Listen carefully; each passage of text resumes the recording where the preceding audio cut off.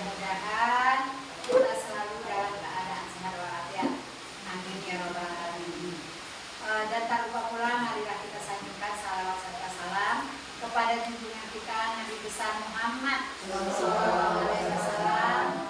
Mudah-mudahan kita akan mendapatkan syafaat dan hidayahnya di akhir yaumul qiyamah. Amin ya rabbal alamin.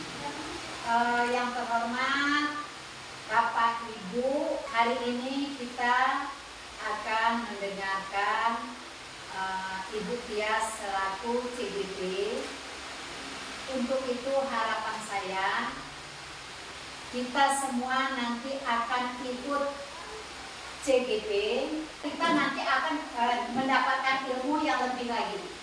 Itu saja yang bisa saya sampaikan. Mudah-mudahan kita selalu diberikan nikmat sehat tadi dan selalu diberikan ilmu yang bermanfaat. Saya akhiri, wabillahi taufiq wal hidayah. Wassalamualaikum warahmatullahi wabarakatuh.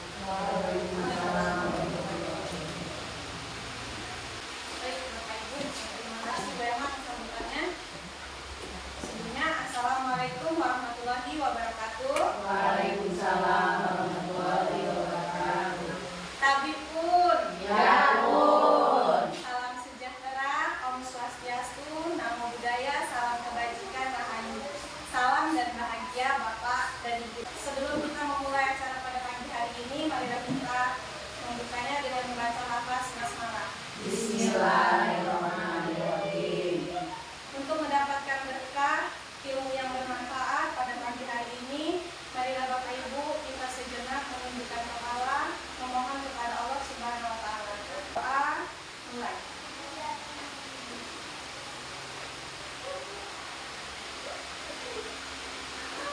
Jelas.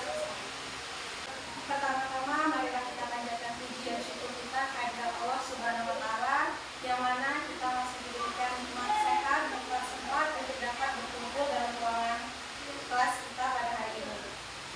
Yang terhormat Ibu Kepala Sekolah SD Negeri Sanggar Gunung Batu Budi, yang saya hormati Bapak Ibu beserta staf dan tenaga kependidikan SD Negeri 1 Gunung Batu Budi. Saya mengucapkan terima kasih kepada Ibu Kepala Sekolah yang telah memberikan saya izin, waktu dan kesempatan, dan juga saya berterima kasih kepada ibu-ibu semua beserta staf dan tenaga kependidikan yang sudah berkenan dan meluangkan waktunya untuk hadir dalam acara kita berbagi praktik baik penerapan budaya positif di sekolah.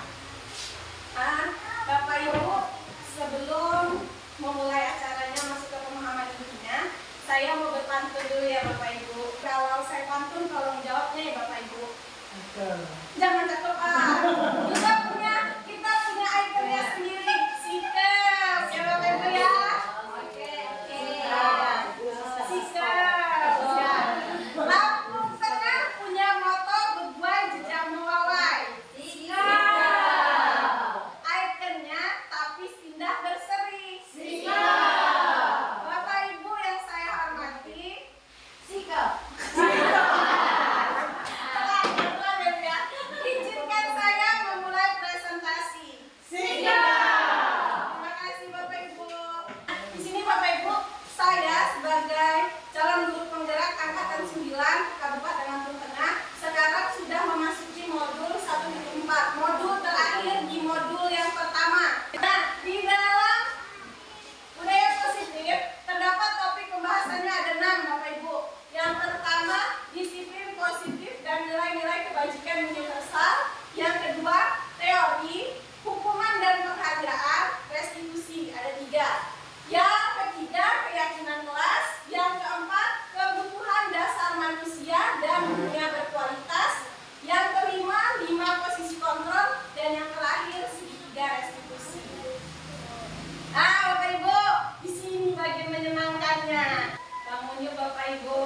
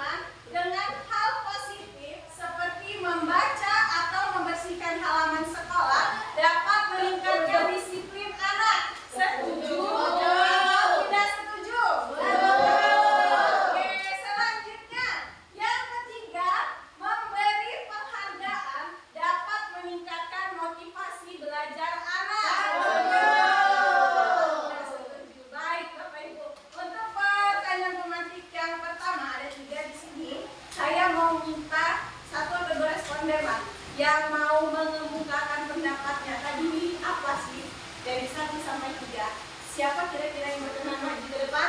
Berarti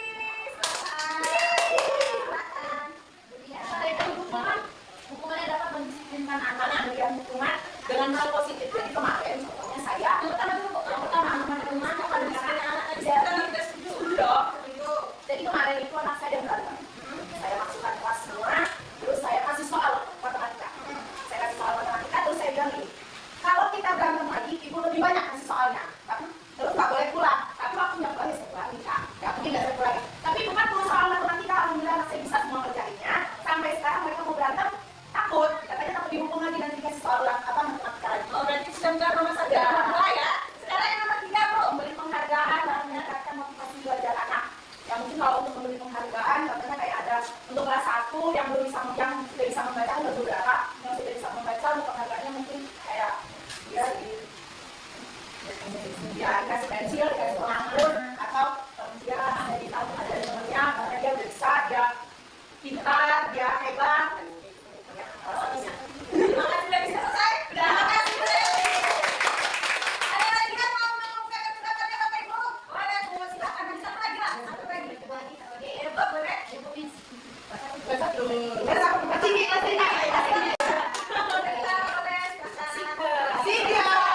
Di sini kan tadi kita sudah diberikan pertanyaan tematik ya, di mana pertanyaan nomor 1 mana akan mendisiplinkan anak.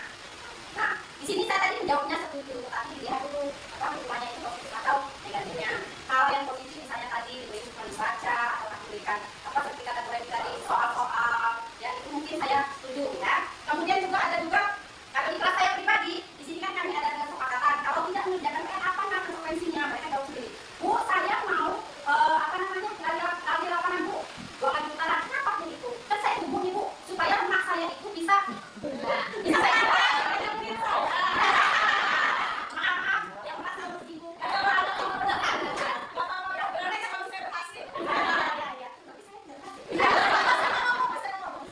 Berarti mereka konsekuensinya kemudian kemudian memberikan penghargaan. Kalau untuk di kelas saya pribadi misalnya saya memberikan soal latihan atau tugas gitu ya, misalnya ada pelajaran matematika, mereka kemarin kan matematikanya itu sepertinya menjadi momok ya. Nah yang bisa mengerjakan misalnya latihan kan kemarin tentang pembagian secara progresif. Kalau ada anak yang sudah berani maju ke depan, misalnya saya suruh kawannya, coba kita kasih tepuk tangan untuk Ananda Apri, misalnya dia sudah bisa mengerjakan secara progresif dan sampai jam 6 akan dikasih hapus, kemudian atau kasih jempol bagus, hebat. Gitu saja. Terima kasih. Baik Bapak Ibu, di sini tadi kita punya kesenangan bahwa apa yang Bapak Ibu jawab tadi terhadap pertanyaan pemantik ini akan menjadi pemahaman awal Bapak Ibu kita semua. Ini menjadi pemahaman awal. Nanti kita akan lihat di slide selanjutnya apakah dari ketiga pertanyaan pemantik ini sudah relevan atau bisa kita gunakan nantinya untuk di dalam kelas atau tidak. Nanti kita akan lihat di selanjutnya. Masuk. Nah, kita masuk di pemahaman inti yang pertama, disiplin positif dan nilai-nilai kebajikan universal. Lanjut. Nah, Bapak Ibu, kita mau maju lagi ke depan. Saya minta tolong 2 orang yang mau maju ke depan melakukan kegiatan kepalan tangan. Kita. Ada yang A dan B. Saya akan memberikan secari kertas kepada B. Ini anggapannya adalah sesuatu yang sangat berharga, sesuatu yang sangat penting buat Bu Lucy. Nah, dulu ya, kita boleh lihat cuma dulu. Ada contohnya tuh. Nah, di sini Bu Sumarni adalah tugasnya. Bagaimana caranya supaya Bu Lucy mau membuka tangannya dan memberikan kertas tersebut? Saya beri ini 3 kali kesempatan. Boleh dirayu, boleh dibilang, boleh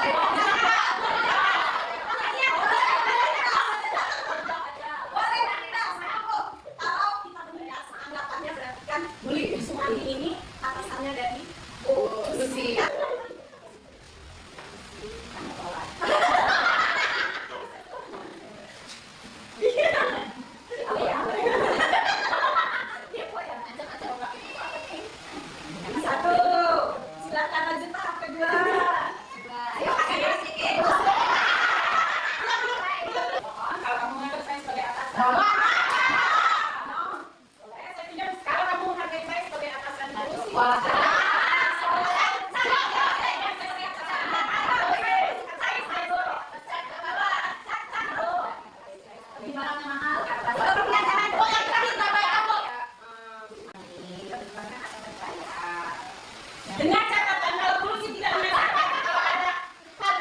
penting bukan fungsi, saya juga tidak mau. Fungsi yang harga itu cuma aku lagi tunda-tunda tidak bisa saya berikan kalau itu malu. Tapi ibu nggak mau ngasih itu, jadi ibu nanti kalau ada keperluan baru mengenai lulusan sekolah, tapi saya juga bisa kok. Tidak memberi solusi, tidak bisa lah memberikannya. Lulusi kan saya sekolah apa?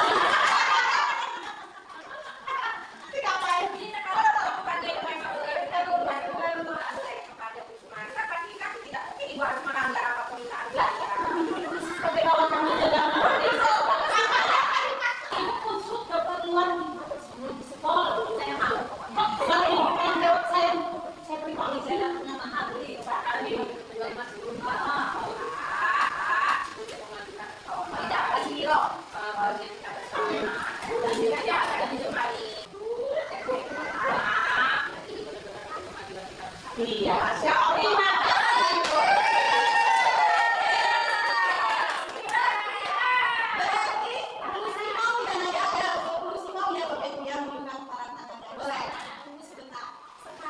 Posisinya kita kembali di mana balikannya sekarang Usmani yang akan memegang kertasnya, Polusi yang akan menuju atau meminta kertas tersebut supaya disediakan.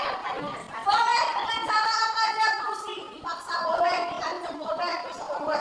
Tapi di sini Usmani punya kuasa, punya hak terserah Usmani punya hak untuk tidak membuka atau memberikan kepada Polusi. Oke, Polusi, silakan.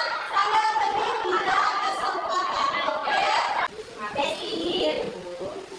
Ini Bu, saya bukannya saya mau tahu, cuma saya sedikit aja. Ya. Kira-kira yang dipegang bisa apa ya?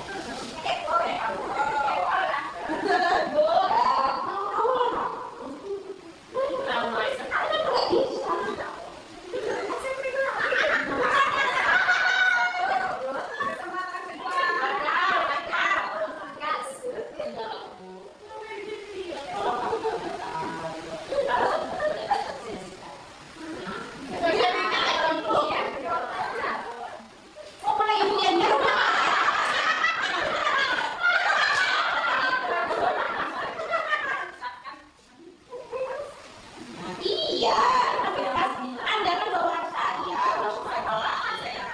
Ini punya saya pribadi loh. Apa hubungannya kita ibu sama sekolah? Ini punya saya pribadi. Tinggal saya. Di mana saya harus mereka? Tidak.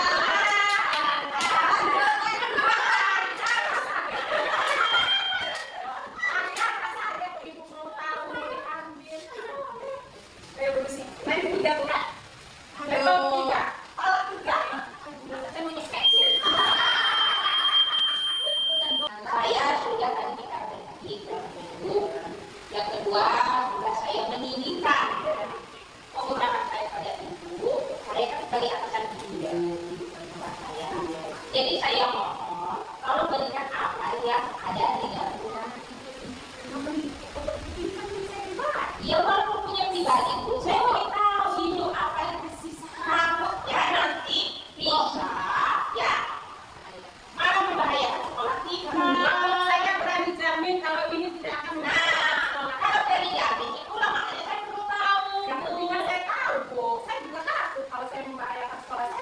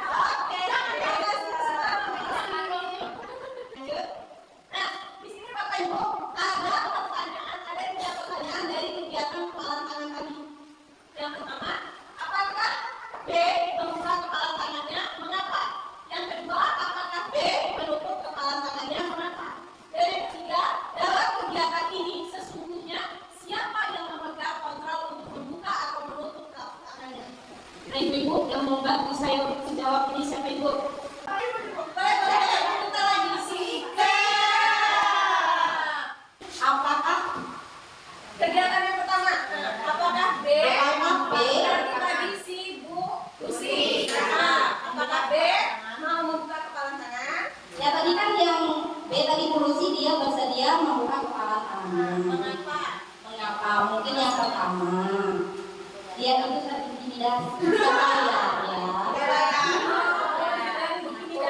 Iya, dia takut karena dia merasa sadar diri dia dimintain sama atasan. Kemudian memang si atasan tadi pada sama.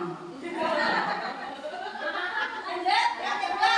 Berarti sekarang kegiatan yang kedua, yang B berubah menjadi Bu. Tidak mau, iya. Apakah dia membuka kepalan tangan? Yang B tadi tidak mau ya, membuka kepalan tangannya. Karena dia merasa yang diminta oleh A itu dia milik pribadinya sendiri, bukan hak dari sekolah, gitu ya. Meskipun dia dibawa ke lingkungan sekolah, jadi bagaimanapun upaya si Bulusi tadi merayu dengan baik, ya, dengan ramah, akhirnya mungkin dengan kekerasan tadi tidak ya? Iya, tidak ada ya. Iya, tidak ada. Tidak bersedia membuka kepala. Artinya di sini Bu Sumarni ini tetap mempertahankan benda yang ada di kepala tangannya. Yang ketiga, dalam kegiatan ini sesungguhnya siapa yang memegang kendali? Sebenarnya yang memegang kendali itu, kalau menurut saya itu, ya pribadi kita sendiri. Kita mau membuka kepala tangan kita atau tidak, begitu ya. Bukan karena si A, si B, si C, mungkin ya bukan, tetapi itu diri kita sendiri, tergantung hati nurani kita sendiri. Mungkin cukup sekian. Terima kasih Bu Gita. Oke, selanjutnya. Lanjut. Bapak Ibu, dari kegiatan kepalan tangan tadi sebenarnya ada paradigma yang berubah dari kita. Kalau dulu kita berpikirnya, nah kamu harus seperti ini, anak-anak ikut kita. Sebenarnya itu hanya ilusi Bapak Ibu. Anggapan penilaian diri kita. Di sini yang pertama adalah ilusi guru mengontrol murid. Sebenarnya guru tidak mengontrol murid. Seperti tadi, kepala tangan tadi, yang kepala tangan adalah siswanya. Sedangkan yang membujuk tadi adalah tenaga gurunya. Nah, di sini ilusi bahwa guru itu mengontrol murid. Seperti kata Bu Gita tadi, yang punya kontrol itu ya saya, siswa itu sendiri. Mau atau tidak membuka kepala tangannya. Jadi sebenarnya kalau ada anggapan bahwa guru itu mengontrol murid, itu bohong Bapak Ibu. Sebenarnya yang pegang kontrol itu tetap ada pada muridnya masing-masing. Selanjutnya, ilusi kritik membuat orang merasa bersalah dapat menguatkan karakter. Ini tadi kita hubungkan di pertanyaan pemantik yang kedua, bahwa hukuman dalam bentuk yang positif dapat mendisiplinkan anak. Itu hanya ilusi, hanya terjadi dalam jangka waktu yang pendek. Ilusi dapat menguatkan karakter. Maksudnya setelah anak-anak itu mengerjakan hukuman Bapak Ibu yang baik-baik tadi, itu anak-anak disiplin. Tidak Bapak Ibu, itu hanya ilusi, hanya anggapan kita. Karena setelah itu pasti akan mengulanginya lagi. Nah, selanjutnya ilusi bahwa semua penguatan positif, efektif dan bermanfaat. Di sini lanjut di pertanyaan pemantik yang ketiga, penghargaan dapat mendisiplinkan anak. Itu hanya ilusi Bapak Ibu, hanya sementara, nggak akan bertahan lama. Di situ kita menganggapnya Bapak itu bermanfaat untuk anak, tapi sebenarnya tidak Bapak Ibu. Kenapa? Nggak nyambung hukumannya. Selanjutnya, ilusi bahwa orang dewasa memiliki hak untuk memaksa. Sama seperti kepala tangan tadi, kalau yang dewasa itu kan berarti yang memaksa, karena guru yang memegang kepala tangan itu anak-anak. Jadi kita berhak untuk memaksa. Enggak, buktinya tadi Bu Sumarni, dia nggak mau dari Bapak Ibu membuka kepala tangannya. Jadi kalau Bapak kita itu bisa memaksa anak, itu tidak benar Bapak Ibu. Itu hanya anggapan kita sendiri. Selanjutnya, nah di sini ada perubahan paradigma, perubahan pemikiran. Yang dulunya pemikiran kita itu ada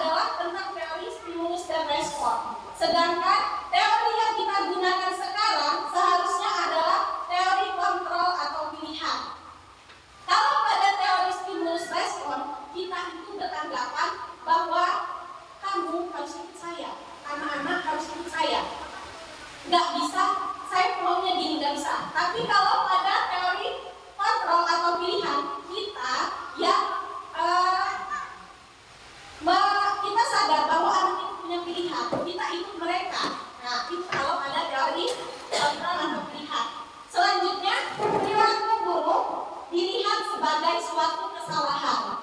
Dia katanya ini salah si polusi, kenapa buka tangan walaupun dia atasan. Jadi kita menganggapnya bahwa dia adalah salah, tapi sebenarnya setiap tindakan kalau pada teori kontrol semua perilaku itu memiliki tujuan.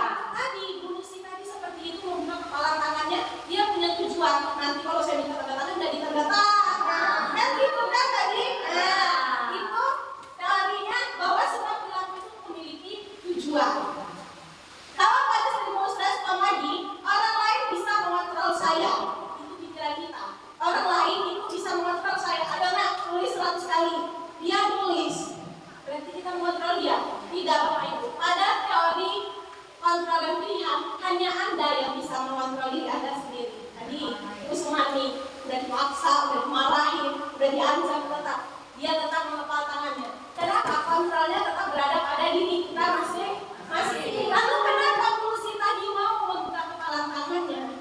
Sebenarnya bukan karena intimidasinya, karena polusi memberikan izin untuk kita mengontrol polusi.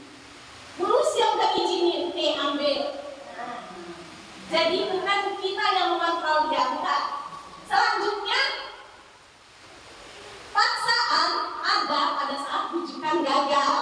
Tadi yang pertama 3 kali kesempatan. Pertama dibujuk, ayo si Bu Sumarni, buka dong, gagal. Yang kedua, ayo polusi, kalau nggak kasih tanda tangani. Nah, paksaan yang muncul kalau bujukan gagal. Sama seperti kita dengan anak-anak, ayo sunah nulis, biar cepat selesai. Capek Bu, kamu nggak nulis, kamu nggak pulang. Nah, akhirnya ada paksaan.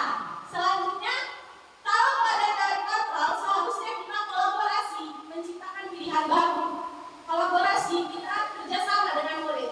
Jadi kalau kamu nggak mau nulis, kamu maunya gimana? Jadi ada tercipta pilihan-pilihan baru. Bu, saya nulisnya nanti di rumah aja. Boleh, yang lebih bagus apa lagi? Saya nulisnya habis istirahat. Boleh, berarti kamu mau saya istirahat. Jadi ada pilihan-pilihan baru. Dan selanjutnya, model berpikir pada stimulus respon itu model berpikir menang kalah. Weh, Bu Sumarni tadi hebat, Bulusi kalah, loh dia buka kepala tangannya. Bu Sumarni menang, Bulusi kalah. Itu anggapan kita kalau pada teori dulu stimulus dan respon. Kalau pada teori kontrol itu model berpikirnya menang. Gak ada yang kalah Bapak Ibu. Seharusnya Bu Sumarni menghargai Bulusi yang sudah membuka kepala tangan. Dan Bu Sumarni juga menghargai apa yang sudah dilakukan Bulusi sampai dia mau membuka kepala tangannya. Jadi model berpikirnya adalah menang. Selanjutnya, nah Bapak Ibu di sini, apakah makna disiplin? Kita tentu sering mendengar kata disiplin ya Ibu ya. Disiplin di sini menurut Ibu apa? Disiplin itu apa Bu? Mengikuti aturan. Apalagi Bu? Disiplin itu apa? Tertib. Apalagi Bu? Datang tepat waktu. Memang maaf ya, saya belakang Ibu. Kalau enggak, di depan sana Bu, jangan di belakang Ibu. Nah, ada makna disiplin tadi kata Bapak Ibu, tertib, datang tepat waktu. Nah, kita lihat Ibu, makna kata disiplin itu sebenarnya apa? Nah, di sini makna kata disiplin itu artinya belajar. Belajar, yang namanya belajar pasti melakukan kesalahan. Tapi bagaimana kesalahan tersebut membuat kita belajar menjadi pribadi yang lebih baik lagi. Belajar, melakukan sesuatu atas dasar kesadaran diri kita sendiri. Bagaimana caranya kita mau belajar? Lanjut. Belajar di sini kita ada pedomannya, yaitu nilai-nilai kebajikan universal. Nilai-nilai kebajikan universal yang ingin dicapai setiap anak Indonesia, kita sudah kenal dengan profil pelajar Pancasila. Dalam profil pelajar Pancasila itu ada 6 elemen. Yang pertama, beriman, bertakwa kepada Tuhan Yang Maha Esa dan berakhlak mulia. Yang kedua, mandiri. Ketiga, bernalar kritis. Yang keempat, berkebinekaan global. Yang kelima, bergotong royong. Dan terakhir, kreatif. Gimana kita belajarnya? Gimana kita mengenalkan nilai-nilai kebajikan ini kepada anak-anak? Sebenarnya jangan berpikir terlalu jauh beriman, bertakwa kepada Tuhan Yang Maha Esa. Pasti mikirnya udah berat ya. Anak ini soleh, gak pernah ngomong jorok, itu terlalu berat Bapak Ibu. Sebenarnya, maaf ya ibu-ibu yang guru agama, sebenarnya kita dengan Tuhan itu beriman dan bertakwa itu dibagi jadi dua. Yang pertama, hubungan manusia dengan Tuhan dan manusia dengan manusia. Kalau manusia dengan Tuhan, kita pun sebagai guru atau orang tua tidak bisa mengontrol atau memantau kepada kita. Tapi kalau hubungannya dengan manusia, kita masih bisa mengarahkan atau mengontrol anak-anak kita. Kita ambil contoh yang paling mudahnya aja lah Bapak Ibu. Tidak usah mengajarkan yang terlalu susah-susah dulu. Salim setiap ketemu, nah itu kan sudah menunjukkan dia bertakwa, akhlak yang mulia. Terus kalau masuk ruangan ucapkan salam. Nah di situ kan sudah ada nilai-nilai kebajikan tentang beriman, bertakwa, dan berakhlak mulia. Ada lagi meningkat lagi di kelas tinggi kita punya jadwal sholat duha berjamaah. Ada lagi kita punya sholat zuhur berjamaah. Nah itu kan di situ kita sudah menanamkan nilai beriman, bertakwa kepada Tuhan Yang Maha Esa dan berakhlak mulia. Yang selanjutnya adalah mandiri. Mandiri kalau kita mikirnya jauh, nggak usah kasih pelajaran anak-anak, kan mandiri, cari sendiri. Itu terlalu berat ya Bapak Ibu. Jadi kita ajarkan dulu kemampuan dasarnya. Seperti kita pernah di sekolah ada sosialisasi cuci tangan. Saya waktu itu belum di sini, kalau nggak salah saya masih di kedua, kita sosialisasi cuci tangan. Jadi anak-anak itu cuci tangannya sendiri. Kenapa? Dari kecil kan belum tentu mereka bisa cuci tangan sendiri kan Bapak Ibu. Tapi ketika masuk sekolah kita ajarkan anak-anak itu untuk mandiri, cuci tangan sendiri. Dan itu akan dilakukannya sampai di rumah, nggak hanya di sekolah. Di situ sudah tertanam nilai mandiri. Selanjutnya adalah nilai bernalar kritis. Kalau bernalar kritis ini di dalam kegiatan pembelajaran, anak-anak diskusi, kita kasih masalah, mereka cari tahu kenapa masalahnya, lalu mencari solusinya. Di situ sudah bernalar kritis. Selanjutnya berkebinekaan global. Kebinekaan itu kan beragam. Kalau global berarti mendunia. Gak usah kita yang jauh-jauh untuk dunia. Di lingkungan sekitar kita sendiri saja dulu. Ada yang beda agama, ada yang beda suku, ada yang beda warna kulit. Nah, kita mengajarkan anak-anak kita itu untuk bersatu dalam perbedaan. Itu sudah tertanam nilai berkebinekaan global. Selanjutnya gotong royong, ini paling mudah lah Bapak Ibu. Pertama di kelas, piket kelas sudah bergotong royong. Selanjutnya setiap hari Jumat bersih, gotong royong membersihkan sekolah. Yang baru-baru ini kita lakukan bakti sosial, kita membantu anak-anak yang putus sekolah. Anak-anak sudah membantu bergotong royong untuk memberikan sumbangan kepada anak yang putus sekolah. Selanjutnya kreatif. Kalau kreatif ini mas sudah pasti ya Bapak Ibu, kita lihat aja di TV ini. Nah, sudah banyak tempelan. Ini adalah hasil kreasi dari anak-anak kita semua. Lanjut. Kita masuk ke pemahaman inti yang kedua. Di pemahaman inti yang kedua ini ada tiga pemahaman. Yang pertama motivasi, yang kedua hukuman dan penghargaan, dan yang ketiga restitusi. Dari motivasi, nah Bapak Ibu tadi kita hubungkan dengan kepala belakang. Polisi tadi mau melakukan karena ada intimidasi dari luar. Nah itu termasuk ke dalam motivasi ekstrinsik. Motivasi yang dilakukan, perilaku yang kita lakukan itu karena dapat dorongan dari luar. Ini masih lemah Bapak Ibu. Yang kuat itu kalau motivasi itu muncul dari dalam diri kita sendiri, intrinsik. Seperti Bu Sumarni tadi, ini punya saya loh, ini dari rumah saya, ambil saya. Jadi dia tetap teguh mempertahankan walaupun yang minta atasan. Nah seperti itu. Jadi perilaku manusia itu didasari oleh dua, ekstrinsik, motivasi ekstrinsik dari luar, dan motivasi intrinsik dari dalam diri kita sendiri. Yang lebih kuat adalah motivasi intrinsik dari dalam. Diukur oleh penghargaan. Tadi Bapak Ibu di pertanyaan pemantik yang kedua dan ketiga. Sebenarnya anak-anak dalam kondisi tersebut yang kita beri hukuman yang baik, menulis, membaca, lalu kita berikan penghargaan, itu sebenarnya anak-anak itu sedang dihukum oleh penghargaan. Kenapa dihukum oleh penghargaan? Pengaruhnya jangka pendek dan jangka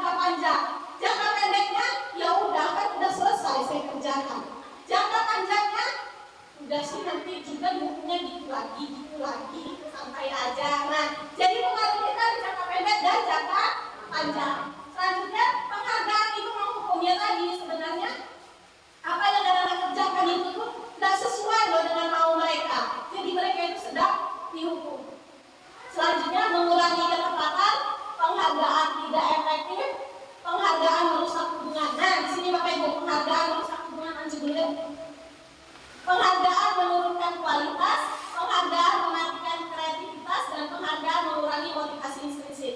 Jadi kemarin waktu saat Jimet elaborasi pemahaman konsep, ada satu orang rekan JGP saya yang menjawab tentang pertanyaan pemantik yang ketiga, penghargaan dapat mendisiplinkan anak.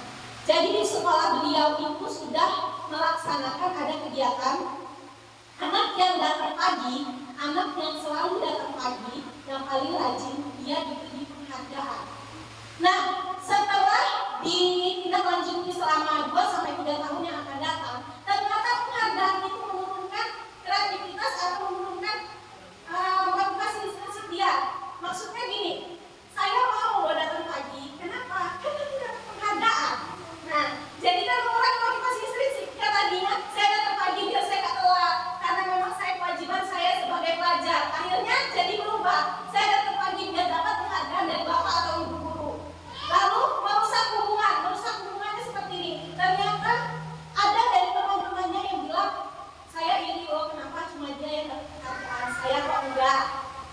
Ada rasa bahwa kita itu berbeda perlakuannya terhadap siswa yang lain yang tidak mendapat penghargaan. Jadi sebenarnya penghargaan atau hukuman yang baik-baik tadi di pertanyaan kedua dan ketiga itu sebenarnya anak itu sedang dihukum oleh penghargaan.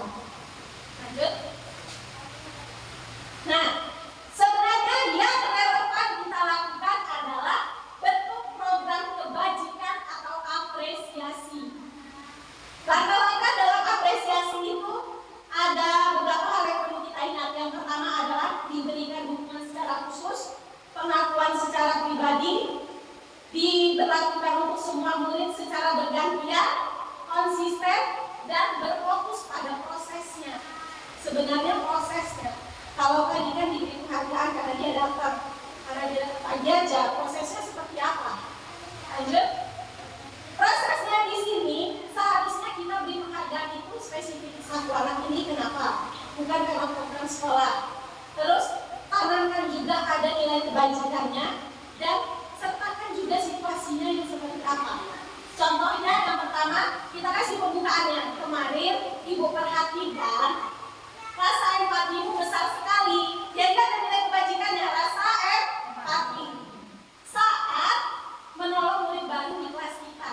Oh, jadi Bu Tia ini perhatian karena saya punya rasa empati. Jadi anak juga sudah tertanam bahwa guru itu beri apresiasi, beri pengakuan karena ada nilai kebajikan yang dia lakukan. Pada saat apa? Nah, jadi tuntutannya jangan ditinggal. Apanya dulu yang kita perhatikan, pembukaan, nilai kebajikan apa yang mau kita sampaikan kepada dia, lalu situasinya seperti apa. Sama, saya juga Bapak Ibu sebenarnya masih memperlakukan seperti ini. Hebat kok, hebatnya kenapa? Besok saya itu lagi dari kata hebat. Sedangkan hebatnya ini kenapa? Nah, di situ seharusnya pada saat kita memberikan pengakuan atau apresiasi, tanamkan juga nilai kebajikan. Lanjut. Nah, Bapak Ibu di sini saya mau meminta Ibu untuk menjawab. Ada tabel tugas perbedaan hukuman dan konsekuensi. Ada beberapa tindakan guru di sebelah kiri ya, tindakan guru. Nanti kita menjawab itu termasuk hukuman atau konsekuensi. Seperti ini Bapak Ibu. Kalau hukuman itu hal yang kita berikan kepada murid secara spontan. Jadi biasanya nggak nyambung. Misalnya anak datang telat, kali ke rumah taman 2 kali, iya lo datangnya telat. Namanya orang datang selain lagi dari rumah sudah kecapean sampai sekolah. Di sini deg-degan lagi, nanti saya kena marah lagi telat. Sampai sini disuruh lagi ke lapangan. Nah itu hukuman. Hal yang spontan kita kasih ke anak dan biasanya nggak nyambung. Kalau konsekuensi itu akibat harus belajar. Yang konsekuensinya nilai saya jelek. Nah, seperti itu perbedaan antara konsekuensi dan hukuman. Jadi kita mulai dari tindakan guru yang pertama. Tindakan guru yang pertama mencatat 100 kali di dalam buku kalimat saya tidak akan terlambat lagi karena anak datang terlambat sekolah. Waidah, hukuman atau konsekuensi? Hukuman. Oke, kita simpan dulu. Yang kedua, lari mengelilingi lapangan basket 2 kali karena terlambat hadir sekolah. Hukuman atau binari? Hukuman atau konsekuensi? Hukuman. Oke, kita simpan dulu binari. Yang ketiga, murid diminta untuk push up 15 kali karena tidak menggunakan masker di sekolah. Hukuman atau konsekuensi? Konsekuensi. Oke, kita simpan. Yang keempat, menggantikan kertas tugas teman yang telah dicoret-coret. Bu Ambar, konsekuensi atau hukuman? Konsekuensi. Kita simpan.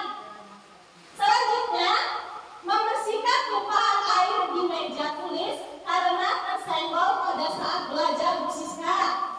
Konsekuensi. Oke. Yang selanjutnya, murid disuruh untuk mengenakan sepatu.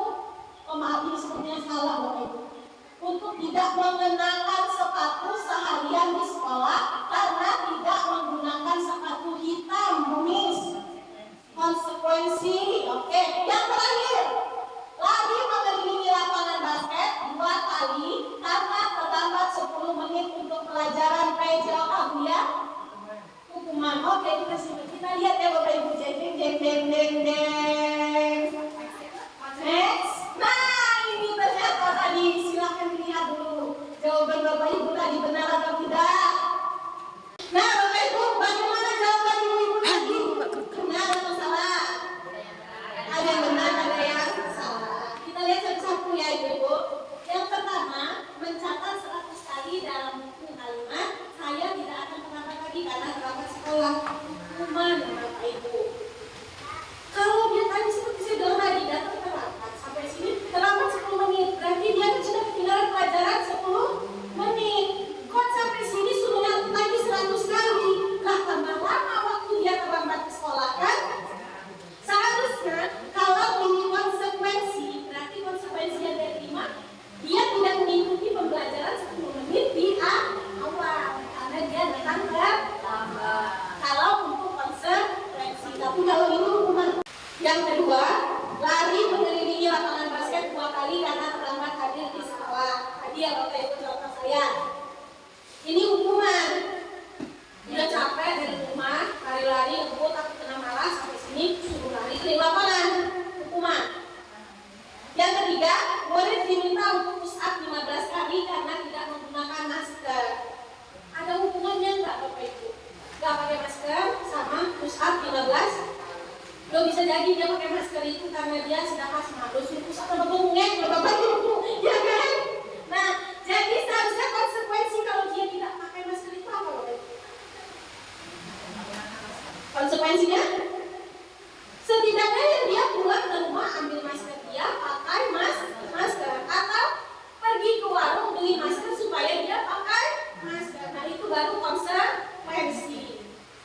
Selanjutnya, menggantikan kertas teman yang telah dicoret. Ya, akibat dari dia mencoret, dia harus membersihkan tumpahan air di meja karena tersenggol pada saat belajar. Dia bersihkan karena perilaku dia, jadi dia harus bertanggung jawab. Itu konsekuensi. Yang selanjutnya, murid disuruh untuk tidak menggunakan, ini Bapak Ibu salah, tidak menggunakan sepatu seharian di sekolah karena tidak mengenakan sepatu hitam. Maksudnya di sini sekolah itu punya peraturan bahwa setiap murid harus pakai sepatu hitam. Saat itu dia datang tidak pakai sepatu hitam, jadi kita hukum. Gak usah pakai sepatu seharian. Bu anak udah datang ke sekolah, gak pakai sepatu, itu dihukum, menyakiti dia gak pakai sepatu. Nah kalau kejadiannya seperti kemarin lagi bersih-bersih, sobek karena gak pakai sepatu, kenapa? Dihukum Bu saya karena saya salah pakai sepatu.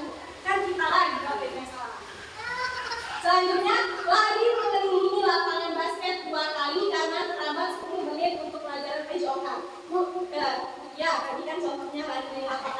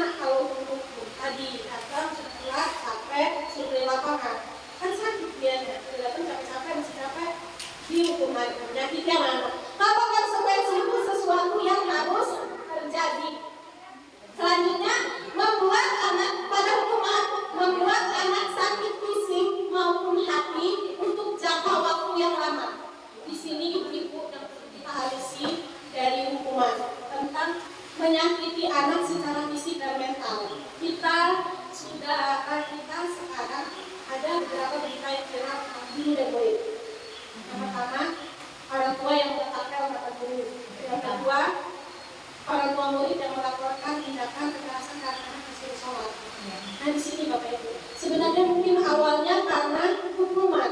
Hukuman tersebut menyakiti anak secara fisik dan mental. Akhirnya pelampiasannya ya, namanya anak pasti datang pulang ke rumah ngadu dengan orang tua. Berdasarkan sakit hati dan fisik tadi, orang tua melakukan tindakan yang seharusnya tidak dilakukan.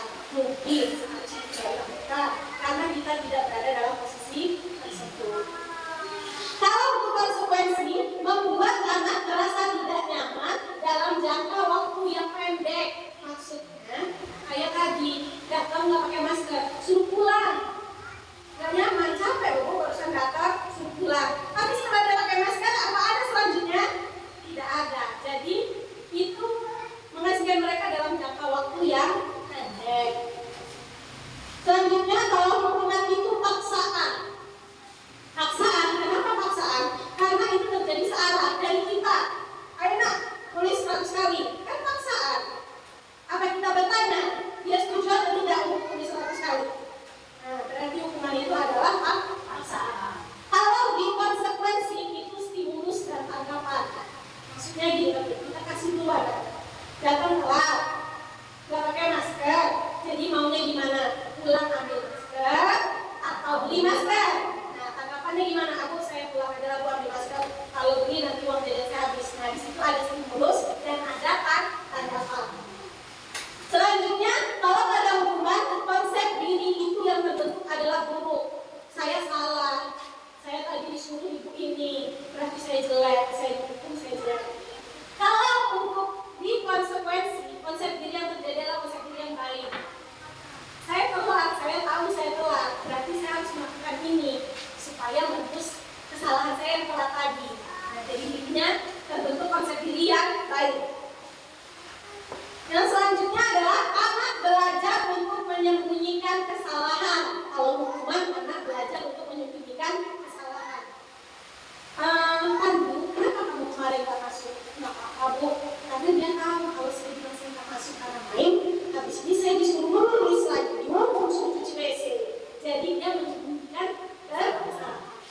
Kalau di konsekuensi, anak belajar untuk mematuhi peraturan. Contohnya tadi yang tidak pakai masker. Oh besok berarti saya pakai masker aja lah, daripada baru nyampe sekolah suruh pulang lagi ambil masker. Jadi dia belajar untuk mematuhi peraturan. Yang terakhir, merasa marah, merasa bersalah, dipermalukan, rasa tidak dihargai. Kalau dihukum, malu loh Bapak Ibu. Teman-temannya udah belajar. Dia suruh dari lapangan, kan malu, hanya dia sendiri. Jadi dia merasa dirinya malu, dipermalukan. Kalau pada konsekuensi, itu kehilangan hak, dibuat tidak nyaman, diasingkan untuk sementara waktu. Anak datang terlambat 10 menit pertama. Yang lain sudah main bola. Dia masih suruh keliling lapangan 1 kali. Tapi setelah itu, gak nyaman kan? Tapi setelah itu dia tetap gabung nanti dengan teman-temannya. Jadi hanya dalam jangka waktu yang sementara. Lanjut. Nah Bapak Ibu, tadi di pemahaman kita ini ada teori motivasi, hukuman dan penghargaan, dan yang terakhir adalah restitusi. Restitusi ini hal yang paling baik yang kita terapkan di sekolah untuk dapat menumbuhkan budaya positif. Restitusi di sini adalah proses menciptakan kondisi bagi murid untuk memperbaiki kesalahan mereka sehingga mereka bisa kembali kepada kelompok mereka dengan karakter yang lebih kuat. Proses bagi murid untuk memperbaiki kesalahan. Nah, di sini belajar. Murid itu salah itu belajar dari kesalahannya. Pertama kita lakukan, murid itu melakukan kesalahan itu belajar. Ya, kalau ibu tadi diganggu, pasti ibu juga mau belajar. Kita menganggap bahwa apa yang Anda lakukan, kesalahan yang Anda lakukan itu kita anggap wajar. Tapi setelah wajar kita timbulkan untuk anak-anak belajar. Tapi seandainya kalau kamu melakukan itu sudah baik belum? Di situ anak-anak berpikir, oh ya saya salah. Nah akhirnya timbullah mereka belajar. Hingga pada akhirnya menimbulkan karakter anak itu yang lebih kuat. Saya seharusnya seperti ini, jangan kayak ini. Nah akhirnya timbullah karakter anak yang lebih kuat. Lanjut. Bapak Ibu, di sini ada identitas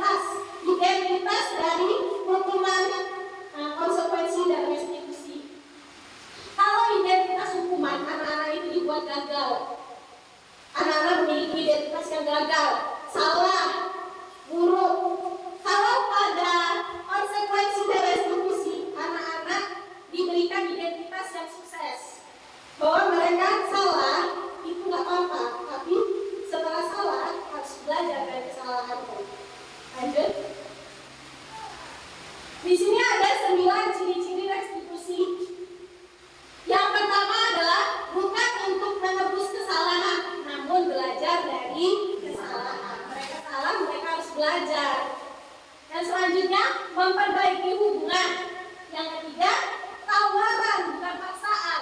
Jadi, kalau kamu salah, kalau kamu nggak bawa masker, maunya kayak mana? Pulang ke rumah atau beli? Tawaran. Terjadi pak, tawaran bukan nggak bawa masker, udah push up.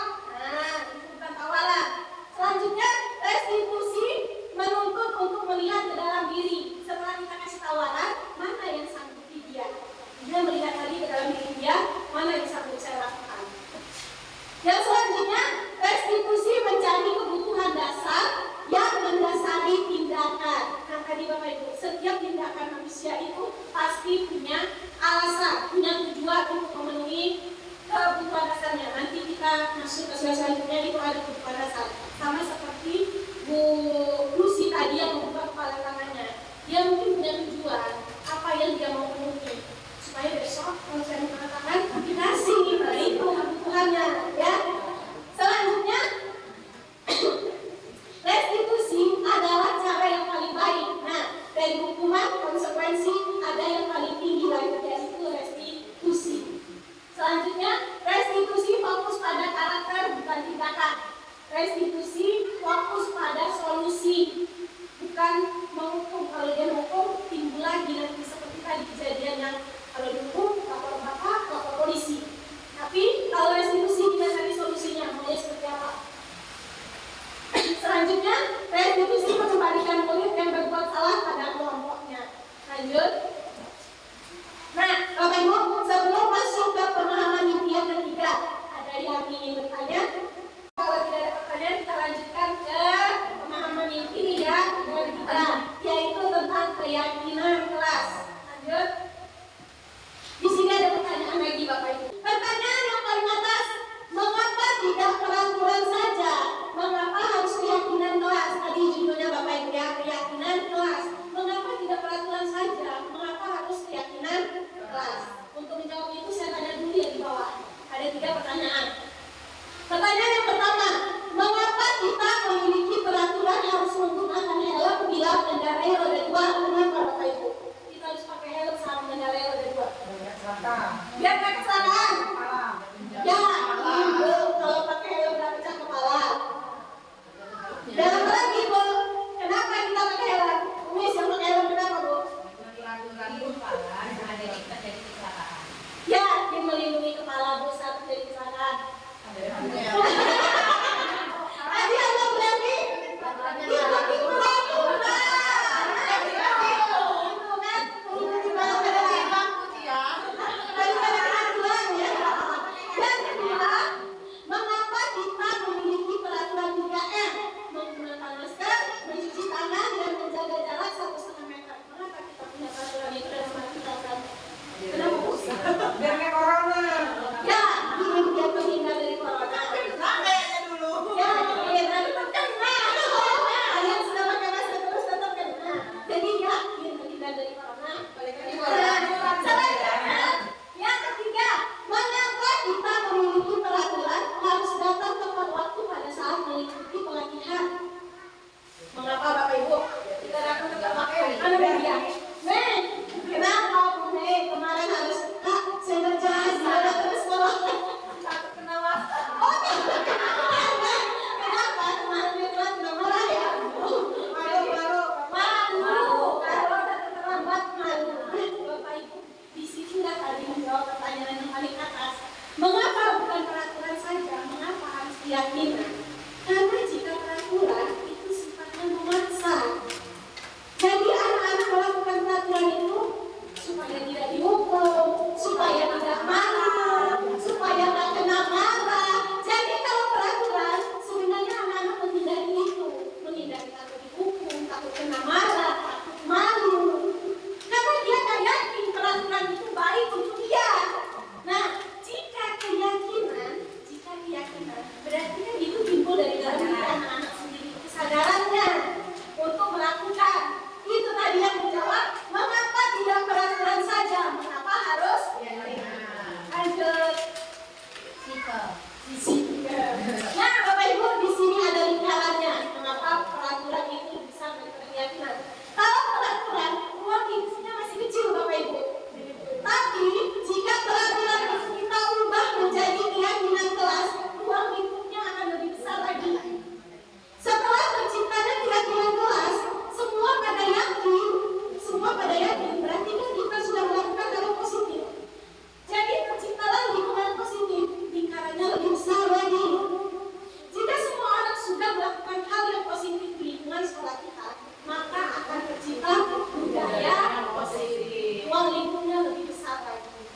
Lanjut. Nah, di sini ada lagi, Bu. Di sini ada dua kesepakatan kelas. Sebelah kiri, ya, di kiri ya, Bu. Yang sana sebelah kanan, ya, anggap aja gitu ya, kanan. Yang mana yang merupakan keyakinan kelas? Mengapa? Silakan baca dulu Bapak Ibu. Yang kiri apa yang kanan dan keyakinan? Baca dulu. Kiri atau kanan? Jadi Bapak Ibu yang mana yang keyakinan? Kiri atau kanan? Kanan sana ya? Tuh. Nah, yang sebelah kanan. Kenapa? Kalau keyakinan itu biasanya ditulis dengan kata-kata yang lebih umum. Kata-kata yang lebih pendek dan lebih umum. Misalnya saling menghormati, saling menyayangi. Nih. Kami guru dan murid saling menyayangi. Kalau menyayangi itu banyak Bapak Ibu poinnya di dalamnya. Jadi kita ambil kata-kata yang lebih umum saja. Saling menyayangi itu kalau ketemu saling, kalau ketemu sapa. Jadi banyak rentetan di dalam yang saling menyayangi. Makanya kalau keyakinan itu kata-katanya jauh lebih umum. Lanjut. Nah, kegiatan pendalaman keyakinan kelas dengan tabel T dan tabel Y.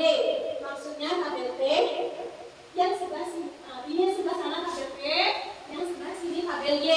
Kalau tabel T itu, nah, tabel T dan tabel Y di sini hormat, yang paling atas keyakinan kelasnya hormat. Dalam hormat itu banyak lagi rentetannya Bapak Ibu. Misalnya datang tepat waktu, menyapa teman dan guru setiap hari, mengembalikan barang teman yang dipinjam dengan ucapan terima kasih. Jadi hormat di sini banyak lagi di dalamnya sub-subnya. Cuma kita ambil kata yang universalnya saja, hormat. Kita membuat keyakinan kelas dengan pertama menciptakan tabel T dan tabel Y. Kalau tabel T itu tampak seperti dan tidak tampak seperti. Bapak Ibu itu ingin kelasnya yang tampak seperti apa? Kalau saya ingin kelas saya yang indah, bersih, rajin, tampak seperti. Kalau tampak tidak seperti itu kebalikannya, kotor, jorok, tidak buang sampah pada tempatnya. Sedangkan pada tabel Y itu dibagi 3, terdengar, terlihat, berperilaku. Jadi Bapak Ibu di sini mau kelasnya itu yang di kelas terdengar apa? Makan buku, jangan ya. Jadi mau dengarnya apa? Makasih ya Bu, udah dipinjemin pena. Bu tolong Bu, saya nggak ngerti. Nah itu terdengar. Kalau terlihat, mau lihat yang seperti apa? Berantem terus, apa saling sayang? Nah itu terlihat. Kalau berperilaku, di sini contohnya tersenyum ramah, memberikan salam, memberikan ruang kerja, postur tubuh yang baik. Kalau kita ada anak datang, terus kita kan nggak enak lakunya. Selanjutnya lanjut. Nah, Ibu, tanya lagi saya Bu. Di sini ada tabel pelaturan sebelahnya keyakinan. Jika kata-katanya panjang seperti ini, kita ubah menjadi keyakinan. Kira-kira ini termasuk nilai kebajikannya apa?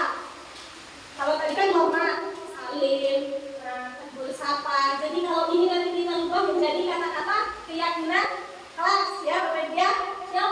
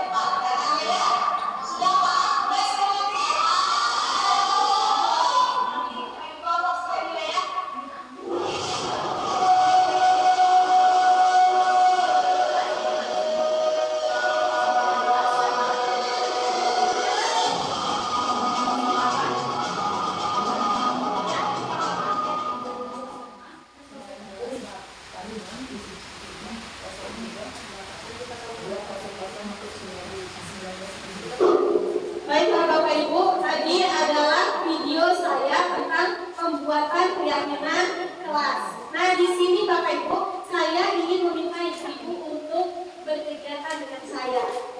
Saya di sini akan membagi kelompok. Sebenarnya tadi niat saya membagi kelompoknya kelas 1, 2, 3, 4, di mana? Tapi sepertinya tidak meyakinkan ya Bapak Ibu. Jadi kita bagi saja ke dalam 2 kelompok. Berarti 1, 2, 3, 4, 5, dan 6. Kalau Bu Yunani ambil di kelas rendah, kalau Bu Ambar ambil di kelas tinggi, Bu Media naik di kelas tinggi ya Bu. Karena kelas tinggi, kelas 5 kan hilang semua. Mengapa Bapak Ibu saya bagikan kelas rendah dengan kelas tinggi? Karena kemarin ada yang bertanya waktu saya lokakarya. Ada teman saya yang bertanya, beliau dari jenjang PAUD. Saya membuatnya seperti apa Bu? Kalau membaca saja dia masih susah. Nah, rasanya sama seperti di sekolah kita, bukan berarti susah untuk membaca ya Bapak Ibu. Kalau kelas 1, jadi solusi dari PP kami kemarin seperti ini. Jangan banyak-banyak buat peraturannya. 3 saja dulu. Tulisannya yang besar, dikasih gambar yang menarik, misalnya buang sampah pada tempatnya. Kasih gambar orang sedang membuang sampah. Jadi kalau nanti dia lupa buang sampah sembarangan, nah lihat keyakinan kelas kita. Nah seperti itu. Tanpa mereka membaca pun mereka bisa melihat. Jadi di sini makanya saya bagi kelas rendah dengan kelas rendah dan kelas tinggi untuk kelas tinggi. Saya di sini meminta ibu-ibu untuk hanya 1 saja, buat keyakinan kelasnya 1 saja, nggak usah banyak-banyak. Yang paling ibu-ibu yakini untuk kelas ibu-ibu nanti seperti apa? Hanya 1 keyakinan. Jadi yang pertama membuat tabel P-nya dulu, membuat tabel Y, baru keyakinan kelasnya apa? 1 saja Bapak Ibu. Yang ibu-ibu yakini sekali, keyakinannya apa yang mau ada di keyakinan kelas ibu-ibu semua. Ya, baik Bapak Ibu silakan berkelompok. Silakan berkelompok. Tinggi. Saya di dulu yang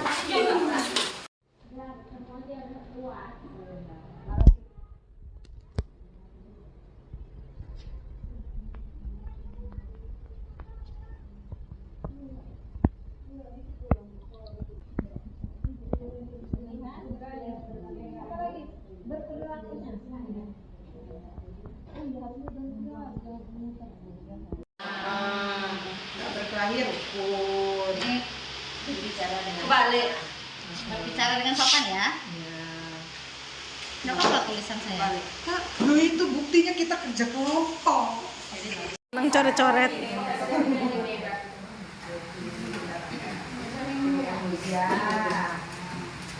Sorry.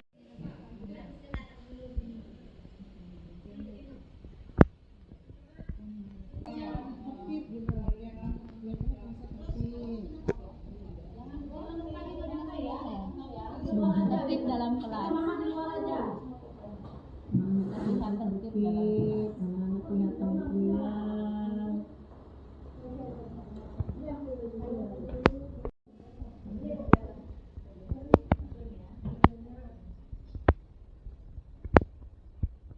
Ayo Bapak Ibu sudah selesai. Tempelkan di mana tempat yang paling Bapak Ibu sukai. Silakan tempelkan. Baik Bapak Ibu sudah selesai semua ya membuat keyakinan kelasnya. Jadi di sini saya ingin mengajak Bapak Ibu. Tadi kan kita bagi kelompok. Nah jadi kelompok kelas rendah kan nggak tahu apa tuh keyakinan kelas yang ada di kelas tinggi. Begitu juga sebaliknya. Jadi saya di sini mau meminta setiap kelompok sisakan 2 orang untuk tinggal di dekat kertasnya atau di dekat pajangannya untuk presentasi terhadap kelompok yang datang, yang berkunjung. Jadi setiap kelompok sisakan 2 orang untuk presentasi, yang lainnya ke kelompok lain. Bisa Bapak Ibu? Bisa. Silakan ya Bapak. Udah ya. Ini tampaknya. Ya, boleh kalau mau ditambahin Bu. Jadi menghormati yang lain. Apa terlihatnya.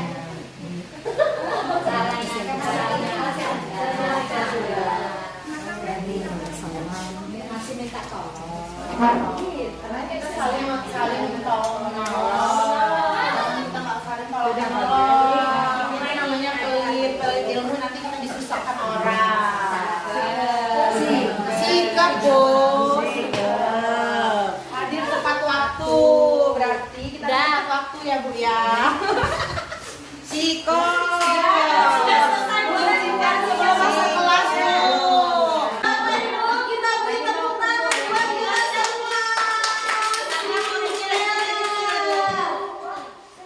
kita SPP lagi Bu, sebelum masuk ke selanjutnya ya Bu. Saya punya ice breathing kepala tangan lagi nih Bu, belum upon dan kepala tangan. Up, down, shake, pump. Kita mulai ya Bu. Up, down, shake, down,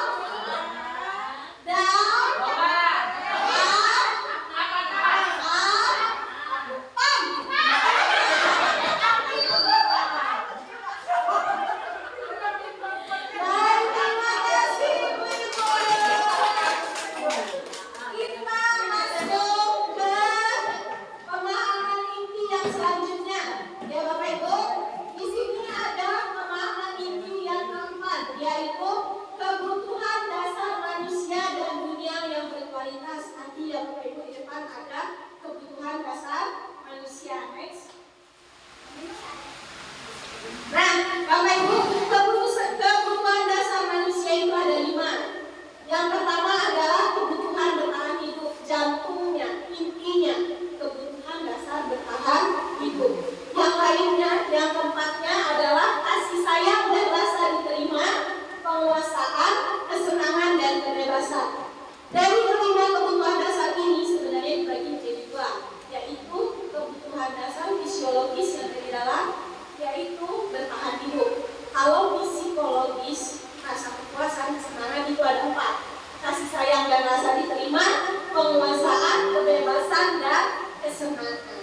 Jadi Bapak Ibu, sebenarnya kalau ada anak yang melakukan kesalahan, kita jangan langsung mengejar kamu salah, kamu buruk. Tapi ayo kita tanyakan dulu, apa kebutuhan yang berusaha dia penuhi. Nah, di sini ada salah satu contoh kasus pemenuhan kebutuhan apa yang ingin dia penuhi. Next. Nah, di sini ada kasus Dinda, seorang anak kelas 3 SD. Begitu tiba di rumah sepulang sekolah, dia menangis dan mengadu kepada ibunya bahwa gurunya itu membencinya. Nah, setelah ditanya, jawaban Dinda yang pertama itu, ibu guru bilang bahwa saya tidak boleh bersenandung ketika mengerjakan tugas di kelas karena kelas harus tenang. Tadi ada ibu merdeka, suka-suka saya mau ngapain, tapi dia dilarang. Ternyata kebutuhannya yang sedang dipenuhi itu adalah tentang kebutuhan kesenangan. Dia mau senang, dia bersenandung. Nah, yang kedua ketika dia ditanya, dia jawab, ibu guru tidak menyapaku. Padahal hari ini saya pakai jepit rambut baru, dia usia punya kacamata, nah seharusnya disapa. Sebenarnya itu dia sedang memenuhi kebutuhannya tentang kasih sayang dan rasa diterima. Rambut baru lo ganteng gitu. Nah, lo berarti itu saya, nama saya, terima saya. Selanjutnya pas ditanya lagi, kenapa nangis? Saya bosan belajarnya gitu-gitu aja, gitu aja. Nah, di situ ternyata dia ingin memenuhi kebutuhan yang namanya kebebasan. Harusnya tanya, kalau dia bosan mau ngapain? Main keluar lah Bu. Nah, itu bisa memenuhi kebutuhan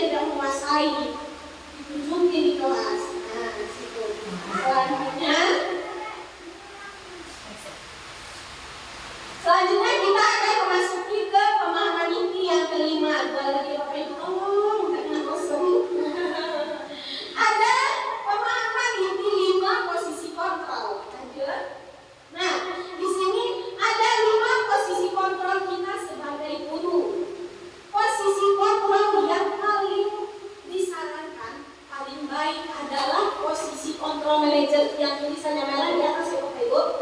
Ada 5. Yang pertama penghukum, yang kedua membuat orang merasa bersalah, yang ketiga teman, yang keempat pemantau, yang terakhir manajer. Yang paling ideal, yang paling bagus adalah posisi manajer. Kalau di penghukum biasanya kata-katanya kasar, gurunya menghardik. Cuci WC cepat, itu penghukum. Anak merasa tersakiti, anak merasa bersalah.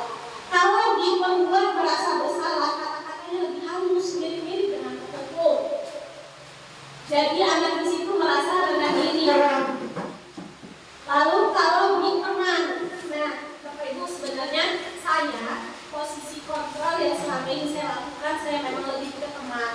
Karena anak-anak yang mengajak beranjak dari anak-anak ke dewasa, biasanya mereka lebih suka teman. Tapi ternyata saya salah. Posisi yang paling ideal itu tetap posisi manajer. Kalau soal teman, biasanya gurunya berkata, ayolah lakukan demi ibu kecewa loh sama kamu. Nah, itu kita memposisikan diri kita sebagai teman. Selanjutnya adalah posisi pemantau. Posisi pemantau ini akan mirip-mirip dengan manajer Bapak Ibu. Dia menanyakan, harus dia menanyakannya, apa peraturannya? Seharusnya harus seperti apa peraturannya? Nah, kalau di situ dia bertanya. Selanjutnya, kalau manajer ini posisi yang paling ideal. Kalau pada posisi manajer, anak berbuat salah, kita mengajukan pertanyaan terlebih dahulu, menstabilkan dulu identitasnya. Kamu salah, kamu tadi marah dengan dia. Tapi ibu juga kalau ibu di posisi kamu, ibu akan lakukan hal yang sama. Itu wajar. Nah, kan tadinya dia mau kamu, kenapa dipanggil, mau dimarahin? Oh ternyata salah saya ini wajar. Nah tapi setelah itu kita buat anak itu untuk belajar dari kesalahannya. Setelah belajar apa yang mau dia lakukan? Disitulah tugas kita sebagai posisi manajer. Nah di sini ada beberapa pernyataan. Saya kecewa sekali dengan kamu. Ini siapa yang mengatakan? Membuat orang merasa bersalah. Kalau kamu tidak pernah benar melakukannya, itu posisi penghukum. Kalau ayolah lakukan demi ibu kecewa sama kamu, itu pada posisi teman. Apakah kamu mau mendapatkan stiker bintang hari ini? Itu posisi pemantau. Sedangkan bagaimana kamu bisa menyelesaikan masalah ini? Kita kasih tawaran. Gimana? Nah itu pada posisi manajer. Selanjutnya, nah Bapak Ibu di sini saya ingin meminta Bapak Ibu lagi berkegiatan. Tolong tuliskan 2 posisi kontrol Bapak Ibu saat ini. Kalau saya tadi itu saya masih mencampurkan antara teman dengan pemantau. Silakan nanti tuliskan 2 posisi kontrol Ibu Bapak Ibu saat ini dan posisi kontrol impian Bapak Ibu. Boleh Bapak Ibu, namanya kita berproses itu tidak sebentar. Namanya impian. Kalau impian manajer berarti kan ya paling tidak kita melalui dulu teman, melalui dulu pemantau. Boleh namanya impian. Tapi kalau tuliskan dulu 2 posisi kontrol Bapak Ibu saat ini dan 1 posisi kontrol impian. Ya, saya bagikan sticky note-nya.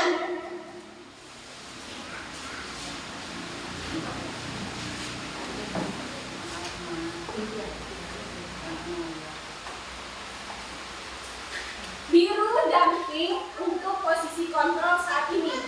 Yang hijau adalah posisi kontrol impian. Begini Pak.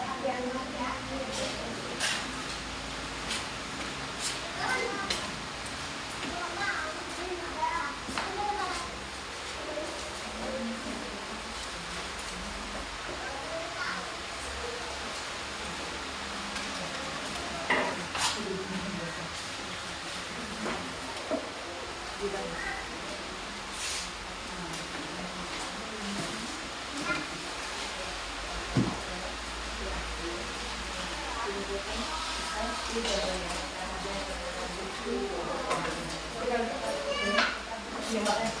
balikin ya Kak. Iya.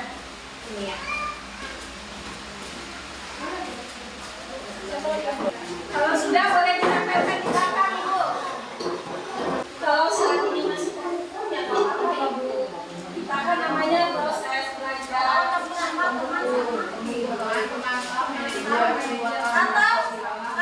sekarang kalau Bapak Ibu sudah ada pada posisi manajer tapi karena masih campur-campur, ada pemapar, ada manajer yang nggak apa-apa. Nah posisi kontrol impiannya apa? Ya udah sibuk kenapa sih mainnya? Nama saya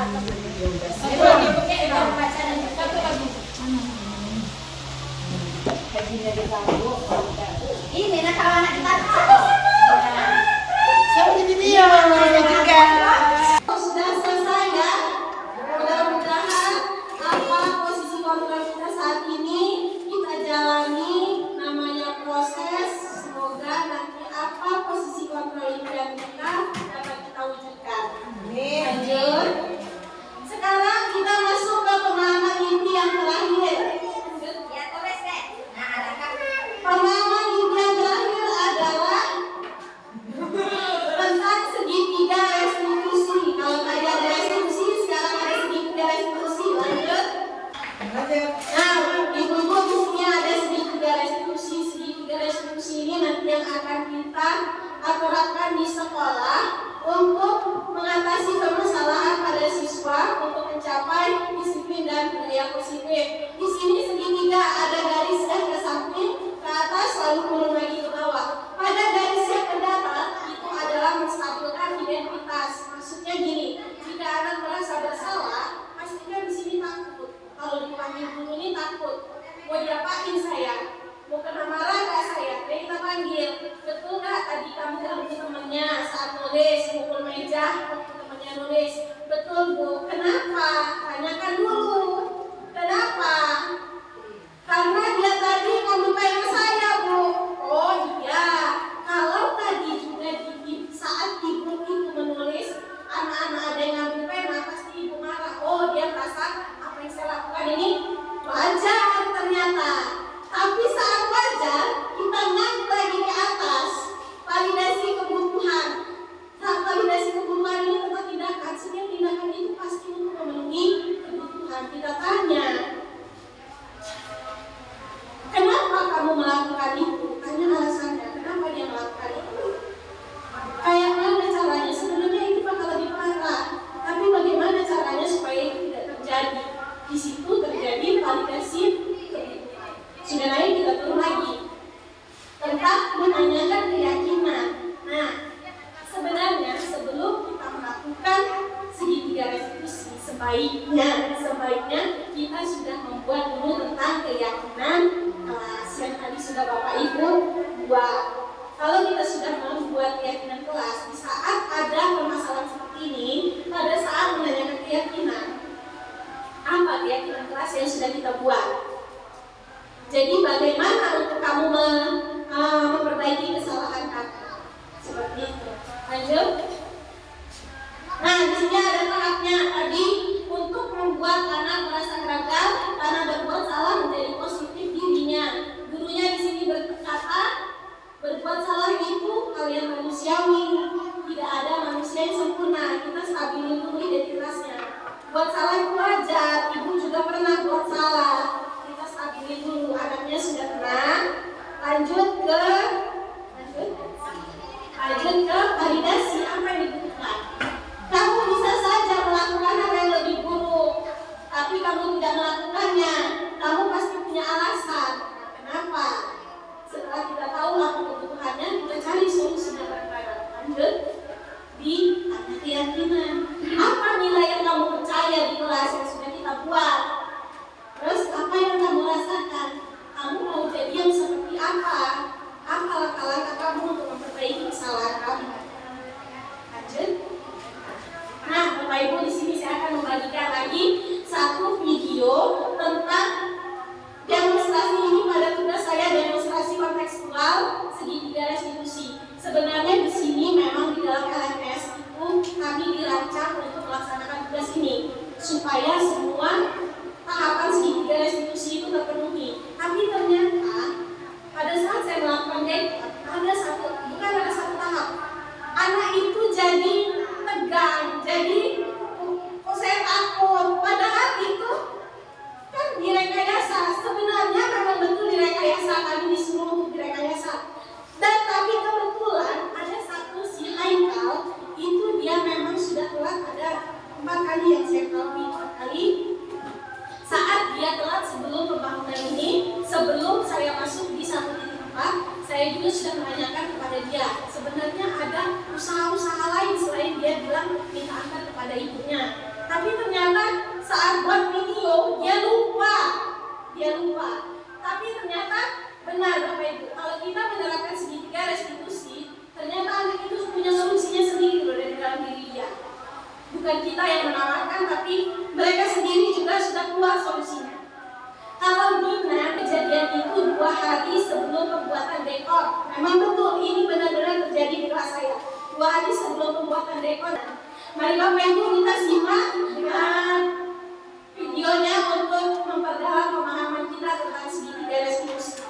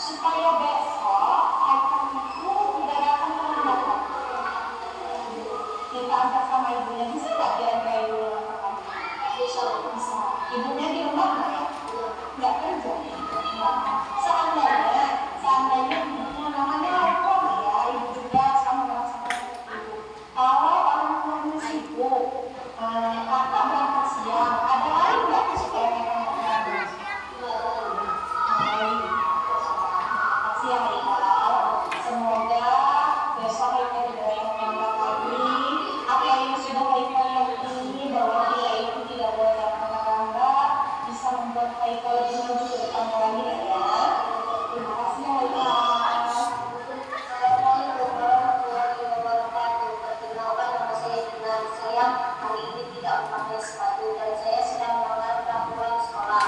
Bu Tia sudah mengajarkan saya memperbaiki kesalahan saya. Terima kasih Bu Tia. Wassalamualaikum warahmatullahi wabarakatuh. Assalamualaikum warahmatullahi wabarakatuh. Perkenalkan nama saya Haikal dari kelas 6B.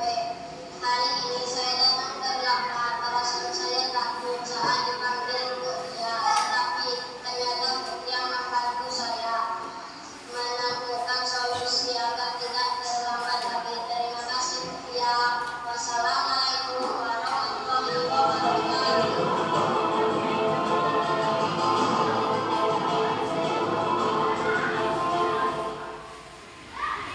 Dari ibu-ibu, kita tadi sudah menyaksikan tentang penerapan segitiga restitusi yang ada di kelas saya. Sebenarnya memang itu kegiatan dirancang karena untuk tugas pada saat demonstrasi kontes ulang. Nah, Bapak Ibu, materi kita pada hari ini sudah selesai. Jadi kalau bisa saya simpulkan, budaya positif itu bisa timbul, bisa ada di sekolah kita jika kita sudah meyakini satu kebajikan, nilai kebajikan universal yang kita yakini dan kita dapat membuat keyakinan kelas. Keyakinan kelas ini nanti yang digunakan untuk penerapan segitiga restitusi, di mana semua itu akan dikontrol oleh seorang manajer. Manajer di sini adalah kita sebagai guru. Bapak Ibu, setelah ini kita akan melakukan refleksi selanjutnya. Kita akan melakukan refleksi. Silakan nanti Bapak Ibu tuliskan hasil refleksinya. Di sini ada 4 pertanyaan.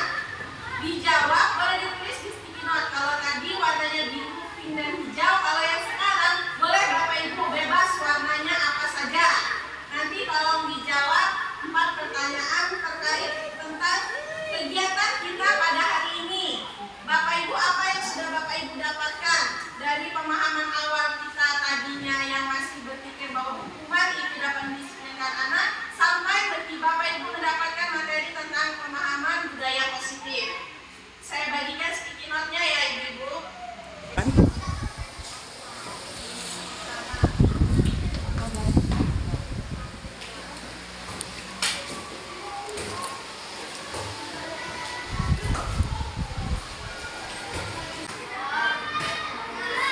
Boleh Bu, miring boleh, lurus boleh. Di bawah masih banyak di bawah. Yang ini ya, boleh. Terima kasih. Sama. Nah, Bapak Ibu, tadi kita sudah melakukan kegiatan refleksi. Berarti ini adalah bagian terakhir dari kegiatan kita pada hari ini. Saya mengucapkan terima kasih kepada ibu-ibu semua yang sudah meluangkan waktunya dan memberikan waktunya untuk hadir dalam berbagi praktik baik tentang penerapan budaya positif di sekolah. Marilah ibu-ibu kita sama-sama mengucapkan lafaz hamdalah. Alhamdulillah. Saya mohon maaf apabila pada saat dalam penyampaian saya tadi ada kata-kata yang kurang berkenan di hati ibu-ibu semua. Kepada Allah saya mohon ampun. Sebelum saya mengakhiri, saya berharap semoga nanti ke depannya kita semua dapat bergerak dan menggerakkan keyakinan kelas sehingga menjadi budaya positif di sekolah kita. Mungkin tidak akan sebentar Bapak Ibu. Yang namanya penerapan budaya positif 1-2 hari saya rasa tidak akan terlihat, tapi mungkin 5 atau 6 tahun ke depan. Tapi apa yang sudah kita titipkan pada anak kita hari ini nantinya akan membekas di hati mereka. Saya akhiri. Wassalamualaikum warahmatullahi wabarakatuh. Waalaikumsalam.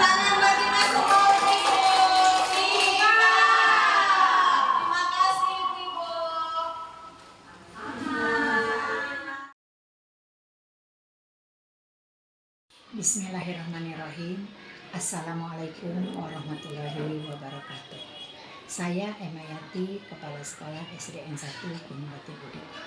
Saya merasa kegiatan yang dilakukan oleh Bu Tia tentang penerapan budaya positif yang di sekolah kami sangat bermanfaat, baik itu untuk rekan-rekan guru maupun lingkungan sekolah kami.